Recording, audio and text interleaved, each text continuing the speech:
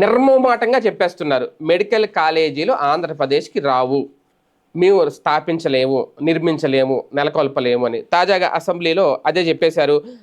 వైద్య ఆరోగ్య శాఖ మంత్రి సత్యకుమారు రాష్ట్రంలో ప్రభుత్వ రంగంలో వైద్య కళాశాల నెలకొల్పే అవకాశాలు లేవు అంటూ వైద్య ఆరోగ్య శాఖ మంత్రి సత్యకుమార్ తేల్చి చెప్పేశారు. వైద్య కళాశాలల ఏర్పాటుకు పెద్ద ఎత్తున నిధులు ఖర్చు చేయాల్సి ఉంటుంది. మౌలిక సదుపాయాల కల్పన, ఫ్యాకల్టీని సమకూర్చడం ఎంతో కష్టతరం.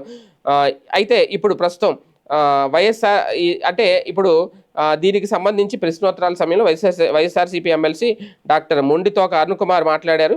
భవిష్యత్తులో నందిగామ ప్రాంతంలో ప్రభుత్వ వైద్య కళాశాలల ఏర్పాటుకు వీలుగా 100 పడకల ఆసుపత్రి నిర్మించాలని కోరారు. దీనికి మంత్రి సత్యకుమార్ స్పందిస్తూ నందిగామలో వైద్య కళాశాల ఏర్పాటు సాధ్యం కాదు అన్నారు. ఇప్పటికే నిర్మాణంలో ఉన్న కళాశాలలకు ఫ్యాకల్టీని సమకూర్చలేకపోతున్నాం.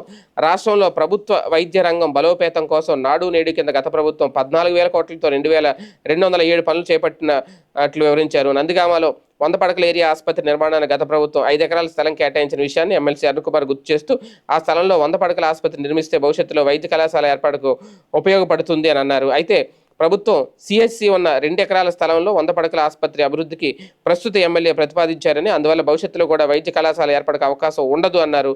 ప్రభుత్వ ప్రైవేటు పీపీపీ భాగస్వామ్యంతో ప్రతి నియోజకవర్గంలో 100 పడకల మల్టీ స్పెషాలిటీ ఆసుపత్రి నిర్మిస్తాము అంటూ ప్రభుత్వం చెబుతుంది. ఈ పీపీపీ ఏంటో, ఈ పబ్లిక్ ప్రైవేట్ పార్ట్నర్షిప్లో భాగంగానే అన్ని నిర్మించడం ఏంటో, ఓకే ఎలాగలో నిర్మించండి 100 పడకల ఆసుపత్రి, కాకపోతే మెడికల్ కాలేజీలు ఇక రావు, ప్రభుత్వ మెడికల్ కాలేజీలు అనే ప్రకటన చేయడమే కాస్తంత ఇబ్బందికరంగా ఉంది. ఇంకా వీళ్ళే రావని చెప్పేస్తే ఇంకా ఒక రకంగా ఇంకా ప్రైవేటు మెడికల్ కాలేజీలు పుట్టగొడుగుల్లా వెలుస్తాయి ఇక రాష్ట్రం అంతా.